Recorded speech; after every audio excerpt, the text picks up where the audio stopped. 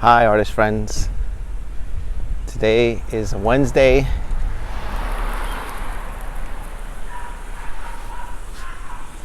August 6th, 2022. It is about 70 degrees. It is so beautiful. It's that transition of summer layer, right at the tip of the beginning of fall, so it's just on the cusp of it. It's a little cloudy. I'll show you up here. As you can see, it's actually clouds are luminous. It's probably going to rain today, but it's a beautiful day to be up, alive, walking, hearing the birds, feeling the wind upon my skin, my face, and here with you guys on my walk and talk.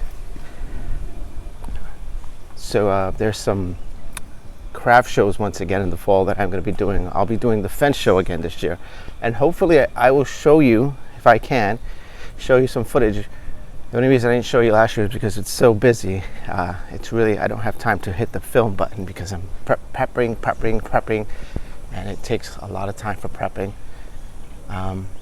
There's my little dog friend. I wish I can show you guys. He's not barking today. He hasn't been in the barking mood for almost quite a while. I don't know if he's getting older, but he's so cute.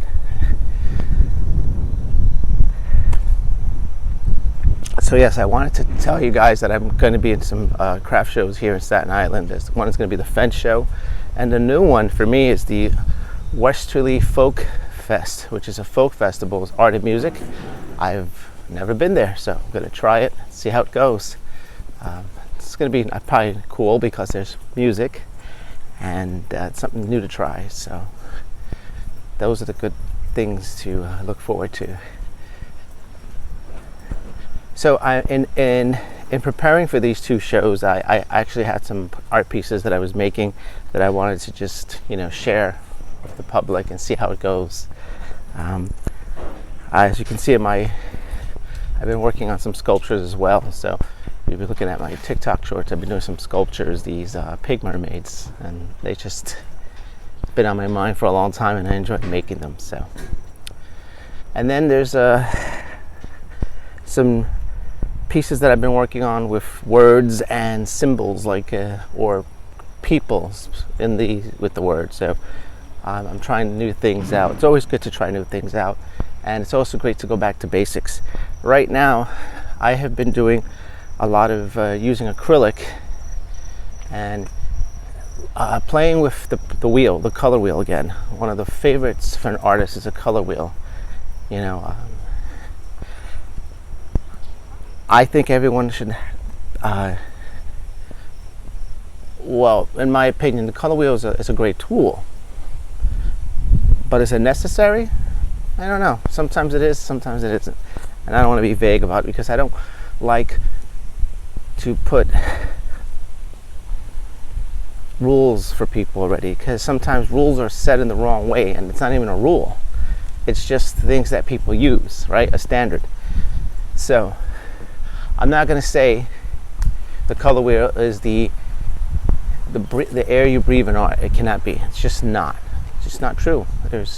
You can just use charcoal.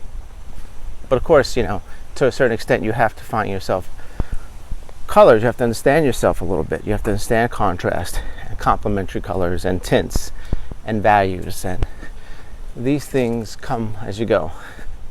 And sometimes you don't even have to use that. You really don't. But I'm not going to give examples. But in nature, you'll see in nature a lot. You can see in nature the colors that come out. See this green, this gorgeous green, and then to it, it's either a reddish color, and you can even add some orange. So nature always gives you the clues, and it shows you the values, as you can see on this. See, as it gets darker here and then lighter. So values go up and down the scale, and shapes. That's what nature's going to help you for. It's always helped me a lot sometimes just to look at that, and not to be a genius, because no one's a genius. I think everyone's a genius, in fact. It's a word that is thrown around.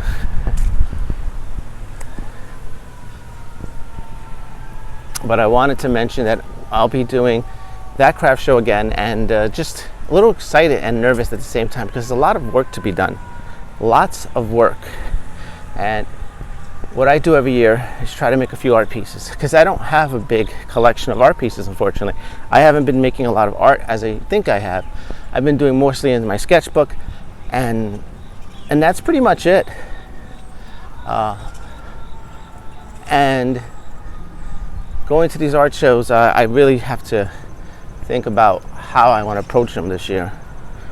It's been a challenge, quite a challenge actually, if I could tell you the truth, of coming up with more pieces because I don't like to settle. So I like to keep making more stuff and more stuff. But then I realize when I get involved in a piece, I want to put a lot of time into it. And so that becomes a problem too sometimes. And that is the dilemma of being an artist for me, you know, making more product, and then you wind up not making that product, you know, after a while sometimes. What you're doing is you're just making product for a show, which can be fun sometimes, but I don't like doing that all the time. I like making art for me. And that's the truth. I do. I love making art for me.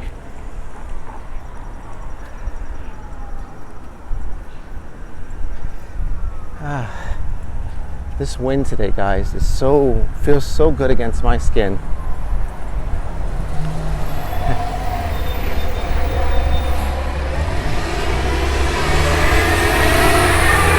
I wanted to actually explore more the color wheel, and I'll tell you why I'm coming back to this subject. The color wheel is fascinating to me because of its colors that are always dropping my eye. So when you go to a store, an art store, you usually get some colors in there in the pack. So you'll get I remember when I used to get Play-Doh, the Play-Dohs, and that's how I first learned about color, was in Play-Doh, the clays. And I remember it was yellow, blue, and red. I think that's the only three I ever got. Or maybe I got some white too. I may have gotten some white. So yes, that's what it was. Yes, I got a white one. So I got a white, a blue, a red, and a yellow. And I first discovered that when you mix two pieces together, there was a new color that came, and I was fascinated by it. And that's how I learned. I learned my first two colors, yellow and red. I'm sorry, yellow and blue made this beautiful green in Play-Doh. So there's the fun of it. Blending two pieces to make a new color. That's creation. There's the beginning of my art career, through Play-Doh. It was not crayons, actually. Crayons, it was just beautiful coloring, but crayons I didn't understand yet. I didn't understand the magic of crayons. Crayons actually get your emotion in your arms and get you involved, and to hear the smell of the wax. And that's another part of the intuition of being an artist, these basic baby steps. Why am I mentioning this? Because that's where a lot of playful time is, and that's what art should be about, playful. It should always be about play for me anyway. It's just for me, guys. I think you let loose. Sometimes you get too caught up on detail, on a tiny little brush. And there are some people who love doing that. Little tiny brush and painting every detail for hours, sitting there with their back. They can do it, and I love that. That's amazing. I couldn't do that all the time. I'll do it once in a while when I'm really excited. But I'm a big brush, medium brush sort of guy. I like going in there with juicy brush strokes, and I love that. And every artist is different. But every artist, I think, has to learn how to play in order to experiment and make art fun again. That's why you but you try different subjects, landscapes, beautiful landscapes, portraits, still lifes, abstract, anything you can get your hands on, wildlife. You could try everything you can. You know, there's so many things you can do. And in these, even though those are 4 or 5 I named off, each one is a challenge in its own right. There's other ways of going about it, but you know, you can get a pencil, charcoal, you can use coffee beans, you can use the things around you can get paper, cut it up in scissors, and that's the challenge and fun about art. You make it fun, and that's the whole point of it. It wasn't to be the next anything, you just wanted to play with it. And there's a lot of people who just, you know, who who sometimes I think I've seen people and they take it, and I've seen my friends do it, some of my friends who are not artists, who just take drawing so serious. And they go, I'm not going to be an artist. And I was like, it's not about being an artist. It's about how you solve a problem.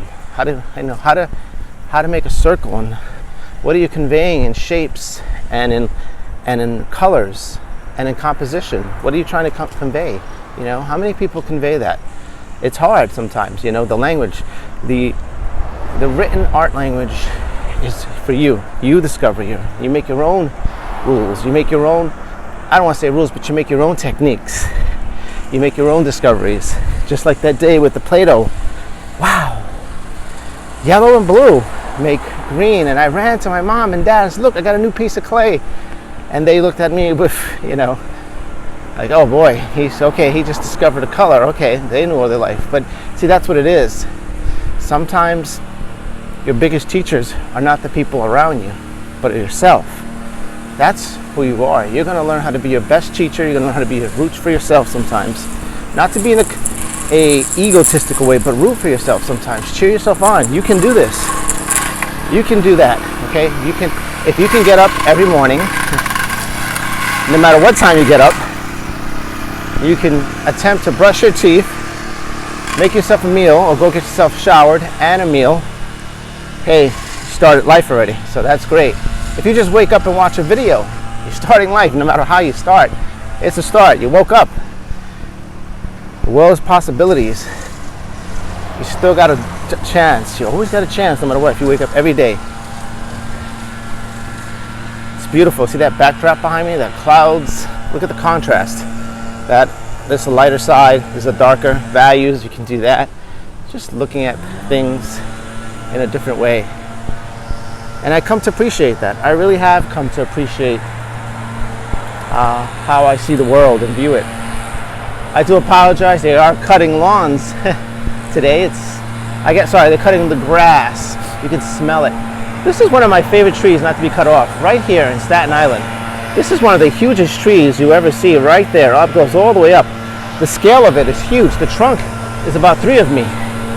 3 wide. It's a beautiful tree. I always look at it and go, wow, the wonders. So I want you to remember that, you know, you can do anything. Just don't let yourself get caught up on too many rules with color wheels and composition and what materials to use and what are other artists doing on social media or friends. Don't do that. Don't ever let people do that to you. I mean, you can. Let it happen. I don't want to put rules on you either. But for myself, sometimes in order to find your style, you have to put the work in. That's the one thing I always found out. You have to put your pen to paper, pencil to paper, crayon, coffee beans, whatever you use. Keep going. Find out where you're going with it. Believe me, the journey is so much fun. Anyway, guys, be kind and try to love each other. Bye.